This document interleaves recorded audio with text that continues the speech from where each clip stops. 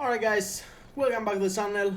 We have a little report here to show you today.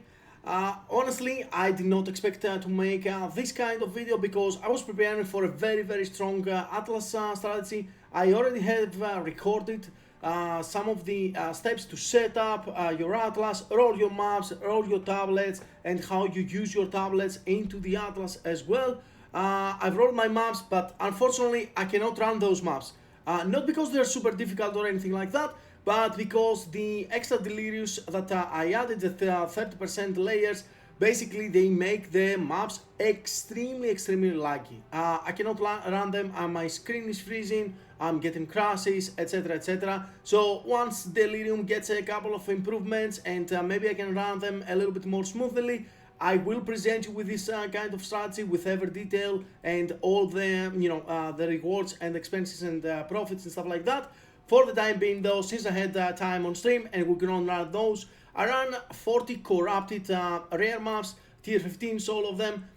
They were basically looking like this one. They all had above 50% rarity, most likely 60 to 70 for the most cases, a couple of outliers to 100 rarity, but basically they were looking like that. These are the remnants of all the maps that I was valuing for my tier 16 project for hunting level 20 uncut gems. If you haven't seen this video, it will be linked in the description below, so you can find out how to find level 20 uncut gems.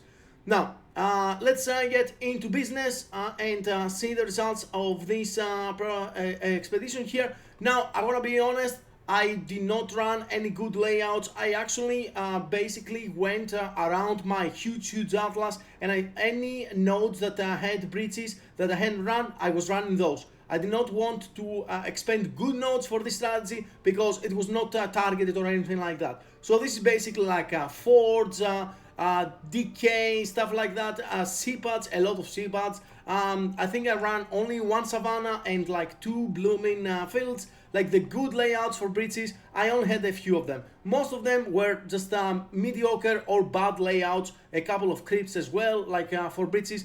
But it is what it is. I didn't want to make a targeted farm for this. I just want to present you what you can gain for 40 corrupted rare maps like that with no rarity on my gear. By the way, there is nothing here. You can check it out. I'm not using rarity. I haven't used rarity on my gear anyway.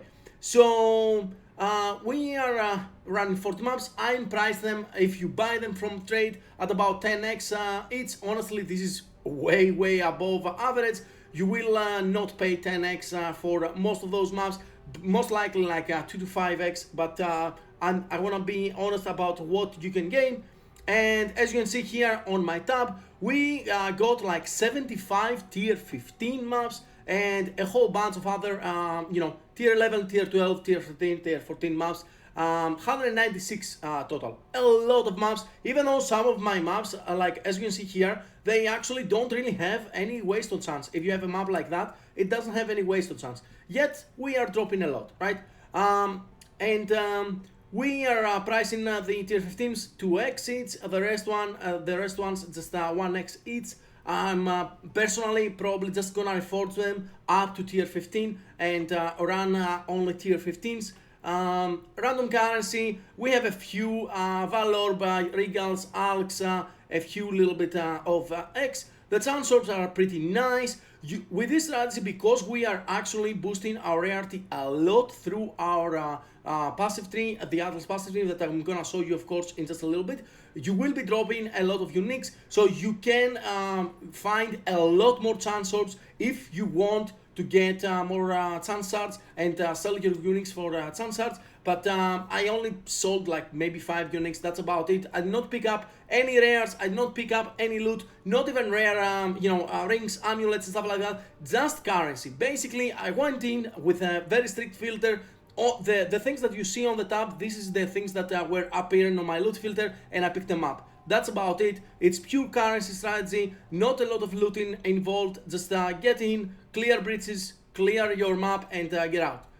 A couple of greater jewelry robes, those are still fairly worth it, 25x each.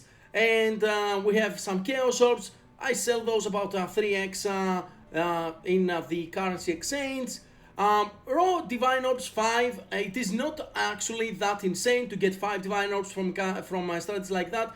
Your maps will have about 180, 190 rarity for the most part. If you actually use the Atlas tree that I'm using. So, and your rare monsters will also have, you know, a lot of modifiers, sometimes 6, 7, 8 modifiers. So they do have some good inherent rarity on them. So you will be dropping good amount of currency from them. About the breaches, 4 breaches and almost a 5th one. I have them priced here, 70x and the Splinter as well. We dropped a whole bunch of catalysts, of course, but I'm only pricing the adaptive, the attribute ones, and the neural. Honestly, only the adaptive are the ones that are a little bit worth it. Catalysts are basically worthless right now because everybody's running Bridge, so there are absolutely millions on the market. Bridge tablets, we are dropping a lot of them, and they do worth about 4 to 5x if you sell them bulk on the bulk exchange in the trade side, but you can make even more money out of them if you actually, you know, either craft them or like price whatever you see on there are some good you know, modifiers that sell for a lot more. All in all, profits about 1800x. I'm using as an example 400x on my expenses here, so we're making about 35x per map. That rounds up to be about 2.4 divines per hour. This is took me about 5 hours to run them on stream, and you know, that's me taking a break as well and also sorting all of the loot to make it look good for the video. You don't really have to do that, of course, if you're by yourself. I'm not counting any essences, any distilled orbs and simulacrum cylinders that we got along the way, because some of the maps had you know, those kind of mechanics. Any ritual stuff, I only got 1 omen anyway, but yeah, it is what it is. And of course we have a lot of breach rings as well that personally I will be crafting myself, but you know, the white ones especially, you can actually sell them as bases to crafters. Last thing that I want to mention to the video is the Atlas passive tree. It's the same that I was planning on using on my rare hunt, on my rare monster hunt strategy that I cannot really run right now, unfortunately. But yeah, we are getting a deadly evolution and we are getting unstable energies. This is one of the reasons that we have this kind of rarity into our maps, because when the more effect hits the prefixes, you get a huge boost on your rarity from the map rarity. We're getting, I mean, this is just, you know, it's useless for this kind of strategy that I did, but it was there again. I had prepared my Atlas for a different kind of strategy. Effect of waystones everywhere we can get. A little bit of rarity quantity and a couple of notables here and there, nothing too insane. More rare monsters, and I'm also duplicating 1 rare monster because why not? It's an extra rare monster in our map. And my breach tree is like that. I'm getting the density and the extra splinters. I'm getting the class fans because they don't only drop you know, extra breach splinters, but they also drop breach rings. So I like that part personally.